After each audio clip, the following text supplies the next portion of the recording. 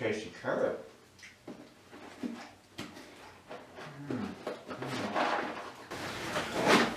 Now. Oh, hey, I didn't see you there. Wow. Well, welcome to my bike shop. Oh my goodness. Let me put something a little more appropriate on. Oh. Well, now that I'm not naked, we can get into it. So, the bike you saw earlier, I got in the mail, and I've been putting it together. And while I've been putting it together, I've been putting together some videos. So, I'll share these videos with you, and maybe when you have a crusty bike, you'll know how to fix it with a few specialty tools in the comfort of your own home.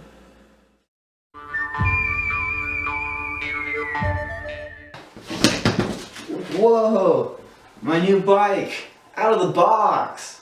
So, typically, if this was a brand new bike out of the box, this would be covered in packing tape and pads and all this fun stuff, but our bike came with all the parts just zip tied to it and taken apart. So you're going to want to take all the parts off and get them where they belong. Phenomena. Phenomena. Phenomena.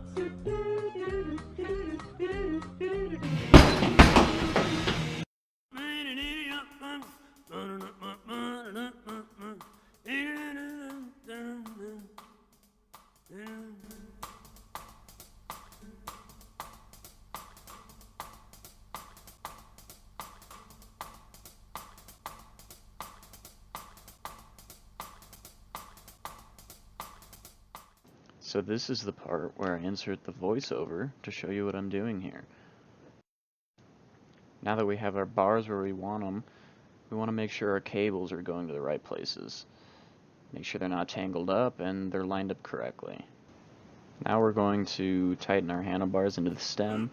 We're going to leave this a little loose to make sure we can line it up later.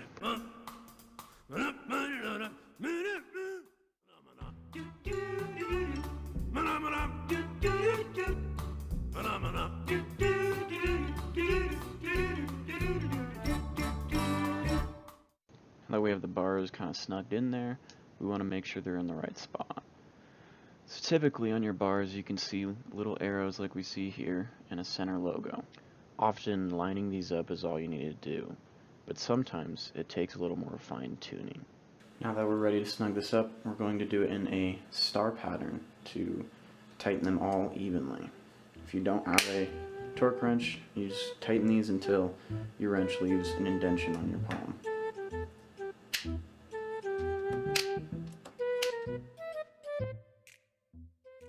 Now that the bars are secure, let's straighten up that fork while the stem's still loose. We'll wait to tighten these stem bolts until the bike is on the ground and we can get it where we want it. We will also tighten the headset prior to tightening these stem bolts. Now we can put on the front wheel.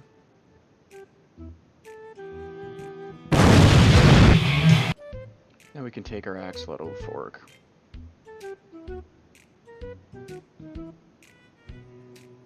Now let's slide the wheel into place. You're going to look for a satisfying clunk.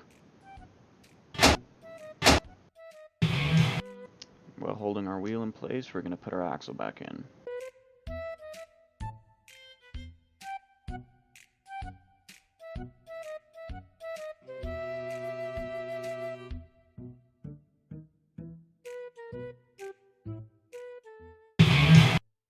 Now that we have the front end put together, let's focus on the pedals.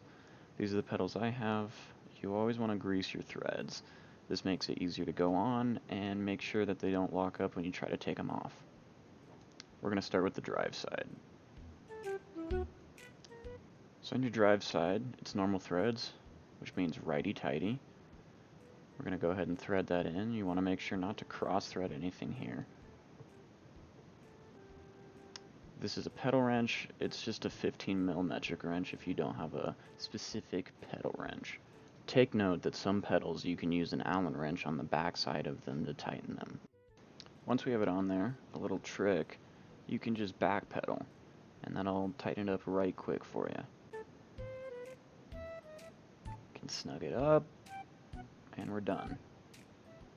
Now the non-drive side. Something's a little different here. This has reverse threads. This means lefty-tighty, righty-loosey. Same trick though, you can backpedal it, and it'll tighten it up quick. We get our pedal wrench, we snug it up just like the other side, and your pedals are on.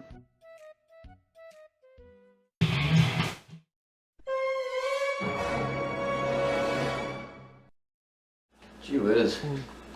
There's weird clunking in my front end. Huh. I think I know what it is.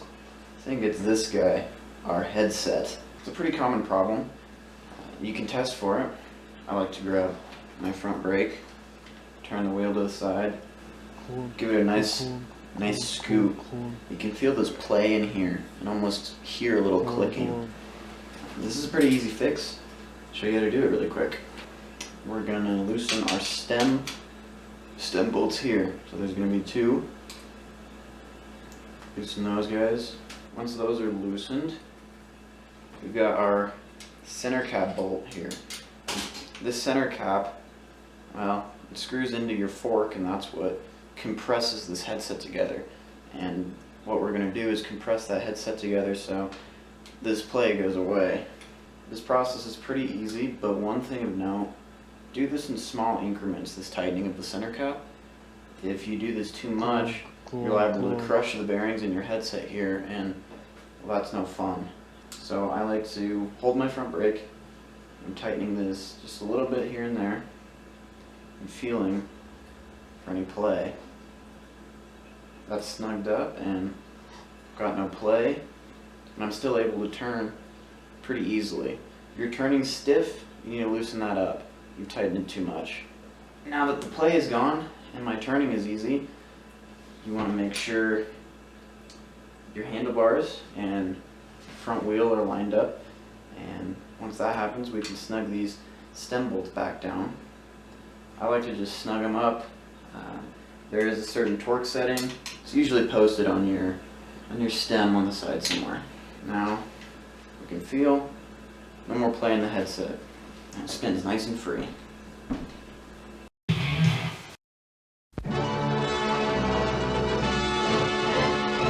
So this is somewhat of a modern mountain bike, and with that being the case, it has a more advanced drivetrain. We're looking at a 1x. This means that it only has one point of shifting for the whole bike, whereas older mountain bikes, as well as road bikes, will have a 2 or 3x. This system is better for a modern mountain bike, as these bikes tend to take a lot of hits. There's a lot of vibrations in the drivetrain, and not having that front piece there is one less thing that we have to worry about and maintain. So as most 1x's go, you got one chainring up front, hence 1x. This is an 11 speed. So you have 11 cogs back here on your cassette, this being the highest gear, this being the lowest gear.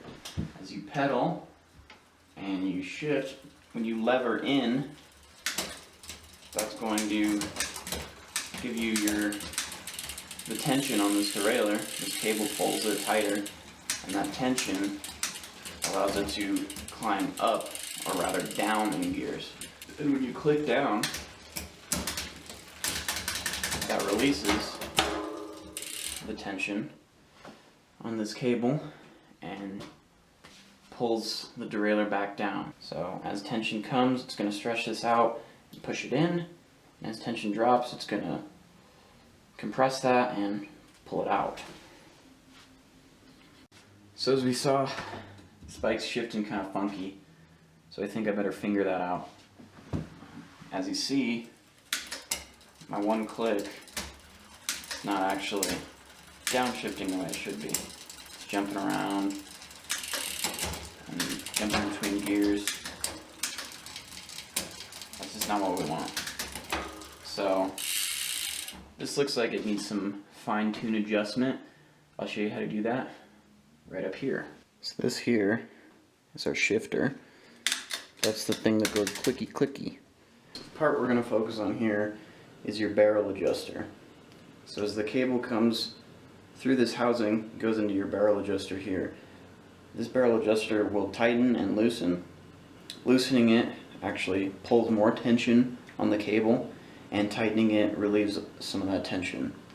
So in this case, since we're having a hard time downshifting or going up the cassette, we're going to be loosening the barrel adjuster. So we can watch as I'm pedaling through here. I'm going to click, it's jumping around, not wanting to shift. As I loosen this barrel adjuster, clicks, clicks, clicks, and it jumps up the gear. Downshifts, up the gear, up the gear. So what I like to do, go up 2, down 1. But we loosened it too much. So we're going to tighten the barrel adjuster, and as we tighten in the barrel adjuster, see it drops. Up, down, down. Up 1, up 2, down 1. The way I like to think about it is if you want it to go down on the cassette, you pull it towards you. If you want it to go up on the cassette, you twist it away from you.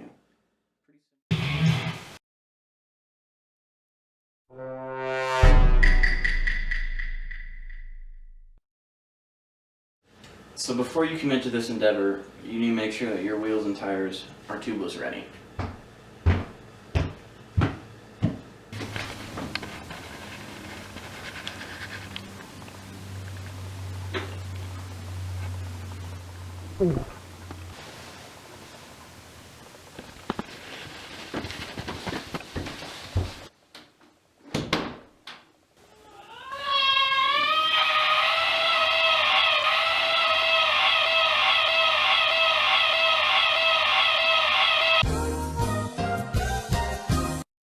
In order to tell if your wheels are tubeless ready, you need to take a look at the inside of the rim. This rim, for example, has no tape on the inside. This means it's not ready for a tubeless system. This rim, on the other hand, does have tape in it, but as you can see, that tape is rather fabric looking. This is the wrong type of tape for a tubeless system. This rim does have the correct tubeless taping. You can see that it covers the center channel as well as the ridges on the side. This tape is typically shiny looking and is going to be slick to the touch. This tape offers a tight seal on your rim in order to keep the air and sealant where it's supposed to be. This rim is tubeless ready. You're then going to want to put tubeless ready tires on your tubeless ready rims. These tires are typically identified as tubeless ready on their sidewalls, as you can see here. Once you've identified that your tires and rims are tubeless ready, you can get started. You're going to start by getting half the tire on the rim.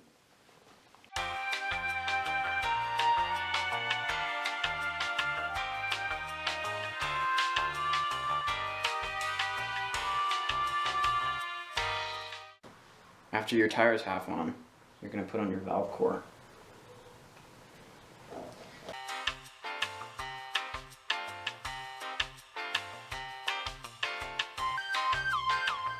Make sure to get this lock ring as tight as you can. This is going to ensure that you have a good seal on the inside of your rim for your valve. Now that you have your valve in, you're going to add some trusty sealant to your tire. This is about how much I like to put in there. So now you're going to wrestle the other side of your tire onto the rim.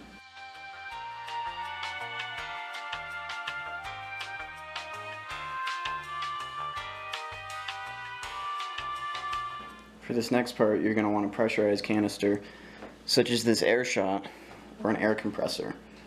I don't have a compressor at my home shop, so I'm going to use this air shot. A trick to help with the seating process is to remove your valve core. Removing the core of your valve gives you a larger hole to shoot more air through. During this process, I always like to make sure that the valve core is pointed to the ground. This means that the sealant is going to be pooled up in the bottom of your tire, meaning that if this fails, you're not going to shoot sealant all over yourself. Thread the air shot onto your valve. I want to make sure that lock ring is tight so you've got a good seal. Now on the air shot, you're just going to open her up.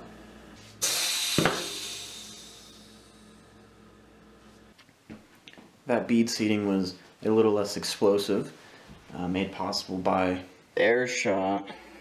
Now that you've seated the bead and removed the air shot, you're going to have to reinsert your valve core and inflate the tire.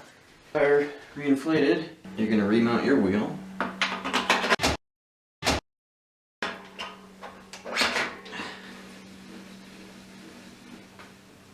Give it a good spin.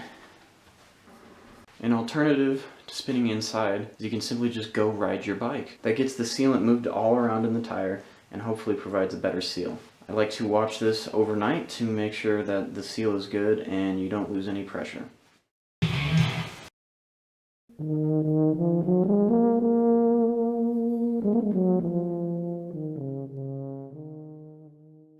My brake is a little squishy. That's not gonna do. So, we're gonna fix this up.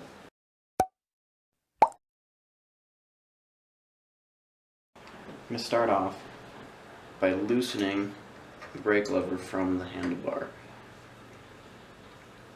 And we want to bring the lever up to a level ground. Now that our lever is flattened out, we're going to remove this little baby screw.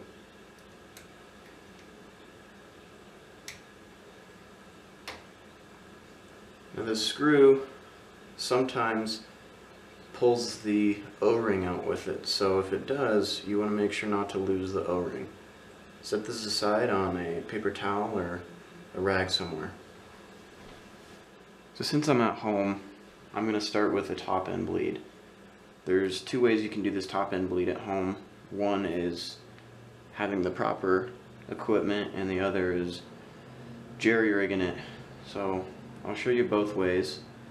Hopefully this will get our brakes firmed up. So the first method for our top end bleed is going to require our bleed cup. We're just going to screw this on in place of the little nut we pulled out. Once we've got our cup screwed on, you're going to want to put a little bit of fluid in there. Since this is a Shimano system, this is going to use mineral oil brake fluid. We're going to fill this up just a little bit. Make sure to have some rags around, this can get messy. Once you have your fluid in there, just pull your plunger out. This lets the fluid make contact with the brake system, and we're just gonna pump it a little bit. As you can already see, there's air bubbles coming out. I can already feel the brake firming up. I like to flick the line a little bit sometimes and do a mix of long deep pulls with some little flicks. So just from that little top end bleed, this brake is already firmed up quite a bit. I can feel it biting and it looks like it's working pretty good. Once we think we've gotten enough air bubbles out and the brake is feeling okay and we think we're done with the top end bleed, put your plunger back in. You really want to make sure you get in there right. Don't want to make a needless mess. If you have the Shimano bleed kit, you should have a little stand for the cup to go into. Just unscrew this. I like to have a rag or a paper towel with me when I do this because it likes to squirt a little bit of oil out sometimes. And just going to screw this back in. I typically hold a paper towel or a rag right here because it might spurt some oil out, but today we got lucky. So for this method, if you don't have the cup, we're I'm going to make this as realistic as possible, because if you don't have the cup, you probably don't have many other correct tools for this. This is super messy. You're going to get oil everywhere, but it can get the job done. It's going to be just like our cup, but we're just going to fill this little hole with oil instead of the cup. So we're going to dump a little bit of oil in there, and then we're just going to pump like we did with the cup, and we can see the bubbles coming up. We're just going to keep adding oil until we're satisfied with our brake feel. Just like the cup, gonna do long pulls and short little baby ones. You can see all those bubbles coming out, all kinds of air coming out of the brakes there. Pretty much exactly the same as the cup method, just more jerry-rigged for folks at home that don't have the proper equipment for this job. So, since I filled my brake lines full of air for this tutorial video, I'm going to have to do a full bleed now. You need a Shimano bleed kit. It's just your funnel and a syringe and hose. Just like a top-end bleed, I'm going to start with our cup screwed in. Still the lever is straightened out and we've already removed the screw. We always want to keep a little fluid in the cup as we're doing this, just to try and minimize any chance of air getting in the system. This is where you're done at the front end for now. We're going to head back to the back brake. So before we start bleeding anything back here, you're going to want to remove your rear wheel and remove your brake pads, as we don't want to get any oil or contaminants on them. Now that those components are removed, we can focus on the brake itself. Before we get into this, you also want to put in one of these brake chocks. It's going to slide in place of your brake pads. This is going to make it so the pistons still have something to grab, but they're not going to preload your pistons too bad. And you can just use stud or cotter pin to hold that in place. We are going to be playing with this bleed port right here. So, going to remove our little cover, and we need to get a wrench on this little nut here for our bleed port. This nut is size 7 metric wrench. Before we play around anymore, we need to fill up our syringe with our brake fluid.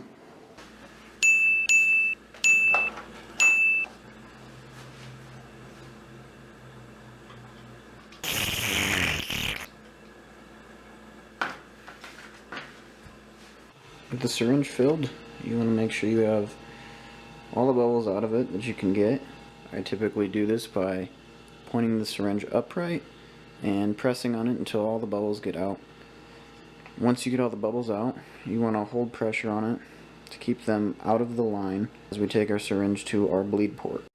So we're going to get our size 7, put that over our bleed nipple, and making sure that there's no air in our line or our syringe, we're going to pop that noodle on there.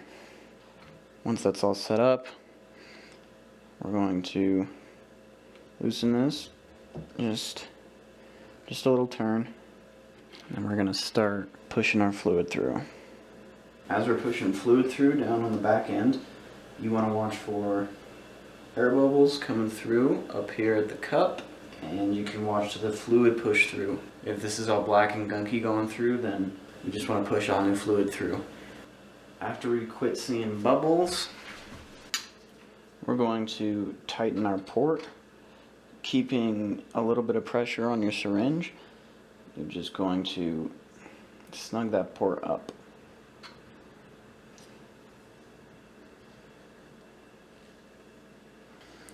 So before we clean up, we can test our brake feel here, see if we're liking where it grabs. If it feels okay, we can put everything up, maybe do a little top end bleed just to wrap everything up before we're done.